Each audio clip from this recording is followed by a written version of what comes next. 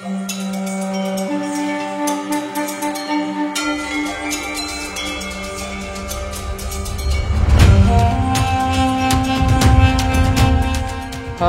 friends, welcome back to our channel.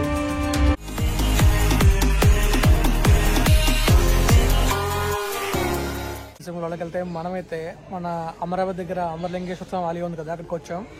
ఆలయం చాలా దూరం ట్రావెల్ చేసి వచ్చాం అనమాట. చాలా హ్యాపీ అనిపించింది ఇక్కడ రావడం. మరి ఈ వ్లాగ్ మొత్తం చూడండి, మీకు ఒక ఐడియా వస్తుంది టెంపుల్కి ఎలా రావాలనేది. అండ్ టెంపుల్ గురించి క్లియర్గా చెప్తాను. అండ్ వెనకట్లా క్లియర్ కట్గా ఉంది, అది నేను క్లియర్ కట్గా చెప్తాను అనమాట. మరి రైట్ వ్యూలోకి వెళ్దాం, లెట్స్ గో. ఫ్రెండ్స్, మనం ఇప్పుడు రైట్ వ్యూలోకి వెళ్తే మన విజయవాడ నుంచి మనం గుంటూరు వెళ్ళి గుంటూరు నుంచి అమరావతి వెళ్తాం. మన విజయవాడ నుంచి ఇంకొక రూట్ కూడా ఉంది. అమరావతి రాజధాని ఉంది కదా, అలా కూడా మనం వెళ్ళొచ్చు. కానీ అలా వెళ్ళటానికి అసలు ఆ రూటే లేదు. ఆ రూట్లో వెళ్ళామంటే చాలా కన్ఫ్యూజ్ అవ్వాల్సి వస్తుంది. అందుకని చెప్పి నేను గుంటూరు వెళ్ళి గుంటూరు నుంచి అమరావతి వెళ్ళాను. సరైన దారి లేదని చెప్పి నేను ఎలా చెప్తున్నాను అంటే, ఆ దారిలో మేము ఇంతకుముందు వెళ్ళాము 2021లో. ఆ సమయంలో ఏమైందంటే, ఆ రోడ్లో మేము చాలా మందిని అడిగి వెళ్ళాం. చివరికి 2 గంటల్లో చేరుకున్నాం. ఇలా వెళ్తే గంటలో వెళ్తాం. అందుకని చెప్పి నేను ఈ రూట్లో వెళ్తున్నాను. మన రోడ్ బ్లాగ్ మొత్తం కంప్లీట్గా రావాలంటే మనం ఇలానే వెళ్ళాలి. అలా వెళ్తే మన గోప్రో అంతసేపు సపోర్ట్ చేయదు కాబట్టి నేను మెయిన్ రోడ్ నుంచి వెళ్తున్నాను. మనమైతే ఇప్పుడు కృష్ణా నదిని దాటుకుంటూ వెళ్తున్నాం. ఇక్కడ మనకు తెలియాల్సిన విషయం ఏంటంటే, మనం కృష్ణా నదిని దాటుకు వెళ్ళి మళ్ళీ కృష్ణా నది దగ్గరికే వెళ్తాం. అది ఎలాగో మీరు వీడియో చివరి దాకా చూస్తే మీకే తెలుస్తుంది. మనం ఇప్పుడు వెళ్ళేది మన అమరలింగేశ్వర స్వామివారి దేవాలయానికి. ఈ దేవాలయం మన గుంటూరు జిల్లాలో అమరావతిలో ఉంది. అయితే ఇప్పుడు జిల్లాలు మారడం వల్ల పల్నాడు జిల్లాలోకి వస్తుంది. అయితే మనం వెళ్తుంది నేషనల్ హైవేలో. ఈ హైవేలో వెళ్తున్నప్పుడు గుంటూరుకి కొంచెం ముందు మనం లెఫ్ట్ తీసుకొని అలా సర్వీస్ రోడ్లోకి వెళ్ళి అక్కడి నుంచి మనం రైట్ తీసుకొని లోపలికి వెళ్తే మనం అమరావతి టెంపుల్కి వెళ్తాం. ఈ అమరావతి దేవాలయాన్ని నేనైతే ఇంతకుముందు దర్శించుకున్నాను. ఆ వీడియో మీరు చూడాలనుకుంటే డిస్క్రిప్షన్ లింక్ ఉంచుతాను, చూడండి. అయితే ఇప్పుడు మనం వెళ్తుంది నేషనల్ హైవే కాబట్టి ఈ హైవేలో మనం చాలా జాగ్రత్తగా వెళ్ళాలి. వెళ్తున్నప్పుడు సరైన జాగ్రత్తలు తీసుకోవాలి. మనమైతే పెదకాకాని వచ్చిన తర్వాత లెఫ్ట్ తీసుకుని వెళ్ళాలి. దానికన్నా ముందు మనకైతే టోల్గేట్ వస్తుంది. ఈ టోల్గేట్ని బాగా గుర్తుపెట్టుకోండి. ఈ టోల్గేట్ వచ్చిన తర్వాత మనం చాలా జాగ్రత్తగా లెఫ్ట్లోంచి వెళ్ళాలి. ఎందుకంటే ఈ హైవేలో మనం వెళ్తున్నప్పుడు వన్స్ ముందుకు వెళ్ళామంటే మనకి మళ్ళీ లెఫ్ట్కి వెళ్ళే ఛాన్స్ ఉండదు. అందువల్ల మనం ఈ టోల్గేట్ దాటిన తర్వాత చాలా జాగ్రత్తగా మనం లెఫ్ట్లో వెళ్తే మనకి కనిపిస్తుంది పెదకాకానికి వెళ్ళే దారి. అది నేను మీకు చూపిస్తాను ఎలా ఉంటుందనేది. మనం వెళ్తున్నప్పుడు రోడ్ అంతా స్ట్రైట్గా ఉంటుంది అండ్ లెఫ్ట్లో ఇలా కనిపిస్తుంది పెదకాకాని గుంటూరుకు వెళ్ళే దారి. ఇక్కడ నుంచి మనం లెఫ్ట్ తీసుకొని అలా ముందుకు వెళ్ళగానే సర్వీస్ రోడ్లోకి వెళ్ళామనుకోండి. ఈ సర్వీస్ రోడ్లోకి వెళ్ళిన తర్వాత మనకి ఫస్ట్ ఒక సబ్వే వస్తుంది. ఆ సబ్వే కాకుండా ఆ తర్వాత వచ్చే సబ్వేలోకి వెళ్ళామనుకోండి. ఇదిగోండి ఇక్కడ సబ్వే కనిపిస్తుంది, చూసారా? ఈ సబ్వే నుంచి రైట్ తీసుకుని మనం అలా ముందుకు వెళ్ళాలి. యాక్చువల్గా నాకు దారి తెలీదు, చాలా రోజులైంది కాబట్టి మర్చిపోయిన దారి అయితే. అందుకని చెప్పి మ్యాప్స్ ఓపెన్ చేసి నావిగేషన్ అయితే ఆన్ చేశాను. నావిగేషన్ ఆన్ చేసిన తర్వాత మనకి దారి చూపించింది. ఆ దారిలో చాలా జాగ్రత్తగా అయితే వెళ్ళాను. కానీ వెళ్ళే దారిలో ఒక రాంగ్ రూట్లోకి వెళ్ళడం వల్ల ఇంకొక రూట్లోకి వెళ్ళి ఆ రూట్లోకి వెళ్ళాను. ఆ రూట్ కూడా బాగానే ఉంది, కానీ చీకటి అయితే మాత్రం వెళ్ళడం కొంచెం కష్టం. ఎందుకంటే ఆ రోడ్లో చాలా పాట్ హోల్స్ ఉన్నాయి, ప్లస్ ఇంకా ఆ రోడ్ అంత బాగోలేదు. ఇప్పుడైతే మనం పెదకాకాని మీదుగా మన అమరావతి దేవాలయాన్ని దర్శించుకోబోతున్నాం. మనం అమరావతి దేవాలయానికి వెళ్ళేలోపు మీకైతే అమరావతి దేవాలయం గురించి కొన్ని విషయాలే చెప్తాను. ఈ అమరావతి దేవాలయం శ్రీ అమరలింగేశ్వర స్వామివారి దేవాలయం పంచారామాలలో ఒకటి. పంచారామాలు మొత్తం 5 ఉన్నాయి. ఈ 5 మన ఆంధ్రప్రదేశ్లో ఉండడం విశేషం. ఈ పంచారామాలు ఎక్కడెక్కడ ఉన్నాయంటే, మొదటిది అమరావతి, రెండవది ద్రాక్షారామం, మూడవది సామర్లకోట, నాలుగవది మన గోదావరి జిల్లాలో భీమవరం దగ్గర, ఐదవది పశ్చిమ గోదావరి జిల్లాలో పాలకొల్లు దగ్గర అయితే ఉంది. ఈ 5 పంచారామాలలో ఉండే స్వామివార్ల పేర్లు శ్రీ సోమేశ్వర స్వామివారు, శ్రీ ద్రాక్షారామ భీమేశ్వర స్వామివారు, శ్రీ అమరేశ్వర స్వామివారు, శ్రీ శ్రీరామలింగేశ్వర స్వామివారు, శ్రీ కుమారరామ భీమేశ్వర స్వామివారు. ఈ 5 దేవాలయాల్లో మనం ఇప్పుడు చూసేది శ్రీ అమరేశ్వర స్వామివారు. మీకు తెలుసు కదా, మన ద్రాక్షారామం వ్లాగ్ అయితే నేను చేశాను. శ్రీ ద్రాక్షారామ భీమేశ్వర స్వామివారిని మీకు చూపించాను. ఆ స్వామివారి ఆలయం మీరు చూడకపోతే డిస్క్రిప్షన్ లింక్ కూడా చూసేయండి. మనం ఇప్పుడైతే తాటికొండ వరకు వచ్చాం. ఈ తాటికొండ దాటిన తర్వాత మనం గుంటూరు అమరావతి హైవేలోకి అయితే వెళ్ళాలి. ఆ హైవే నుంచి మనం స్ట్రైట్గా వెళ్ళిపోతే అమరావతి దేవాలయానికి వెళ్ళిపోతాం. ఇప్పుడు మనం వెళ్తున్నాం చూసారా, ఇది తాటికొండ నుంచి ఆ హైవేకి వెళ్ళే దారి. రోడ్ అంతా బాగానే ఉంటుంది, కానీ మనం చాలా జాగ్రత్తగా వెళ్ళాలి, సింగిల్ రోడ్ కాబట్టి. చూస్తున్నారు కదా, ఇదిగోండి, ఇదే తాటికొండ జంక్షన్. ఇక్కడ నుంచి మనం రైట్ తీసుకోవాలి. లెఫ్ట్కి వెళ్తే మనం గుంటూరు వెళ్తాం. ఇలా రైట్ తీసుకుని ముందుకు వెళ్తే మనం అమరావతి వెళ్తాం. ఇప్పుడు మనం వెళ్ళబోయేది శ్రీ అమరలింగేశ్వర స్వామివారి దేవాలయానికి. మరి వెళ్దామా? ఇప్పటి వరకు మీకు పంచారామాల గురించి చెప్పాను, పంచారామాలు ఎక్కడెక్కడ ఉన్నాయో చెప్పాను. కానీ ఇప్పుడు ఆ పంచారామాలు ఎలా ఏర్పడ్డాయో చెప్పబోతున్నాను. క్షీరసాగర మదనంలో ఉద్భవించిన అమృతాన్ని పంపిణీ చేయడానికి శ్రీ మహావిష్ణువు మోహిని రూపాన్ని ధరించి రాక్షసులకు అలానే దేవతలకు పంపిణీ చేశారు. ఆ సమయంలో త్రిపురాసురులు అంటే రాక్షసులు ఏం చేశారంటే, మాకు అన్యాయం జరిగిందని చెప్పి శివుని కోసం ఘోర తపస్సు చేశారు. ఆ తపస్సుకి శివుని మెచ్చి కొన్ని వరాలైతే ఇచ్చారు. ఆ వరాలతో ఈ రాక్షసులు దేవతలందరినీ ముప్పతిప్పలు పెట్టారు. అలా చాలా ఇబ్బందులు పెట్టారు.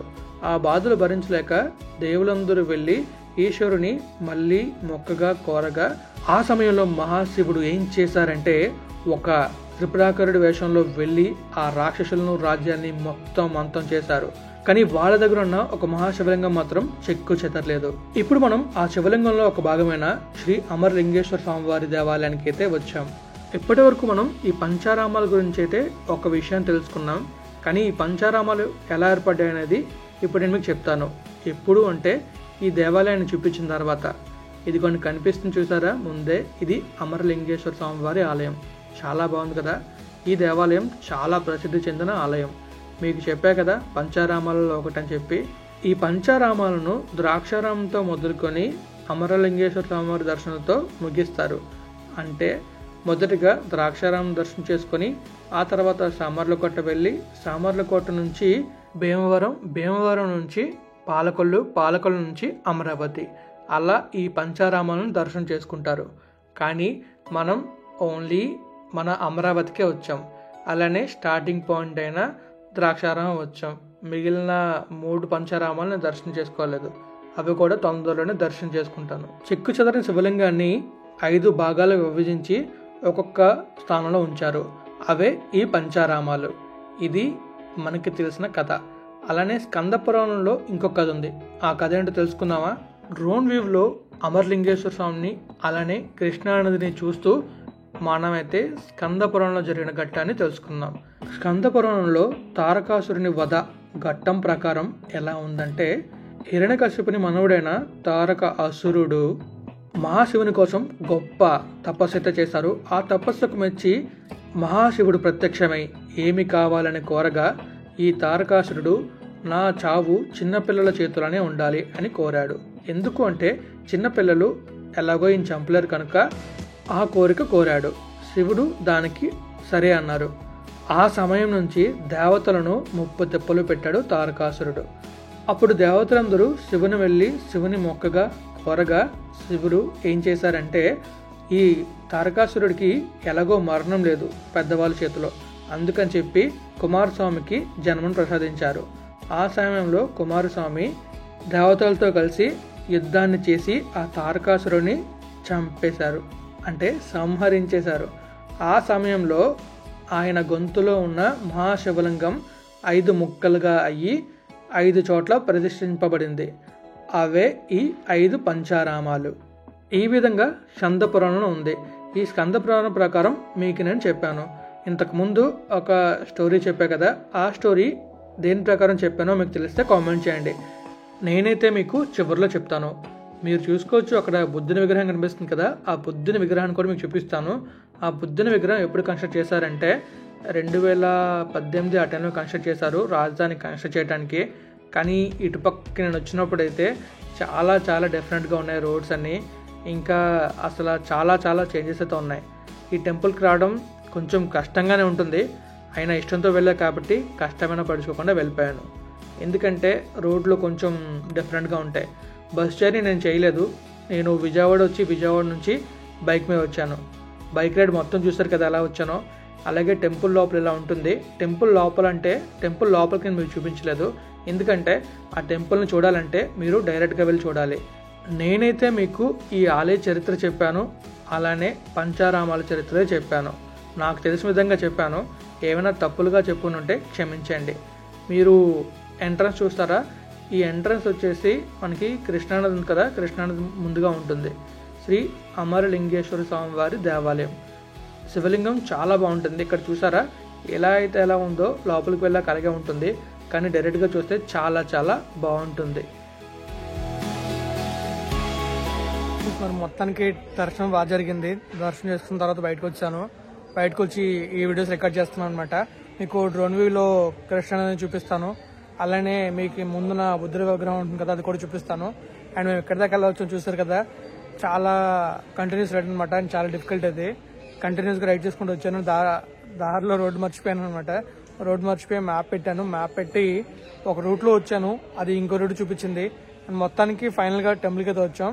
అండ్ దర్శనం చాలా బాగుంది. మరి మీకు ఎలా అనిపించిన వీడియో కామెంట్ చేయండి. మనం బుద్ధుడి విగ్రహం చూసి వీడియో ఎండ్ చేద్దాం. ఆ ఆలయం దగ్గర కొన్ని కొండముచ్చులు అయితే ఉంటాయి చూసారా, ఏమైనా ఫుడ్ ఇస్తే తింటూ ఉంటాయి. చూడడానికి చాలా బాగున్నాయి కదా, కానీ వాటితో జాగ్రత్త, ఒక్కొక్కసారి మీదకు కూడా వస్తూ ఉంటాయి. కానీ అక్కడున్న ఆయన మాత్రం వాటిని జాగ్రత్తగా చూసుకుంటున్నారు. ఇప్పుడైతే మనం ఆ బుద్ధుని విగ్రహం చూడటానికి వెళ్తాం. మనం వచ్చాం కదా, ఎంట్రన్స్ నుంచి లెఫ్ట్కి వెళ్తే ఈ బుద్ధుని విగ్రహానికి వెళ్తాం.